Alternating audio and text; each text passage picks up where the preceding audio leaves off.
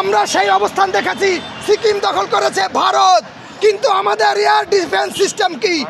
Mayan আমাদের দেশের মধ্যে ঢুকে যায়, মায়ান আমাদের দেশের মধ্যে অভ্যন্তরে ঢুকে যায়, কিন্তু বাংলাদেশের সরকার এই পর্যন্ত কোনো নিরাপত্তা জাতিকে দিতে পারে না এবং এখন পর্যন্ত সেই নিরাপত্তার ব্যবস্থা করে না। এই জন্য আমি সকল প্রকার রাজনৈতিক দল যারা রয়েছে আমরা সবাইকে আহ্বান জানাচ্ছি, আমাদের স্বাধীনতার, আমাদের দেশ সার্বভৌমত্ব রক্ষা করার জন্য আমাদেরকে এয়ার ডিফেন্স সিস্টেম করতে হবে। আজকে ইরান আমাদেরকে কি বার্তা দিয়েছে, পাকিস্তান আমাদেরকে কি বার্তা দিয়েছে?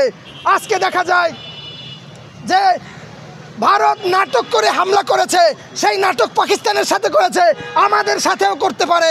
যেই নাটক করার আগে আমরা আমাদের ডিফেন্স সিস্টেমকে প্রস্তুত করতে হবে, আমাদের জান ও মাল এবং রাষ্ট্রের সার্বভৌমত্বকে রক্ষা করতে হবে। এইটা হচ্ছে আমার দেশের জনগণ এবং সমস্ত রাজনৈতিক নেতাদের প্রতি এবং বর্তমান সরকারের প্রতি। যদি এটা না করা হয় তাহলে এটা হবে আমাদের জন্য আত্মঘাতী, সিকিমের মতো আত্মঘাতী হবে, হায়দ্রাবাদের মতো আত্মঘাতী হবে এবং আপনার জম্মু কাশ্মীরের মতো আত্মঘাতী হবে। এবং পাকিস্তান সামরিক শক্তি থাকার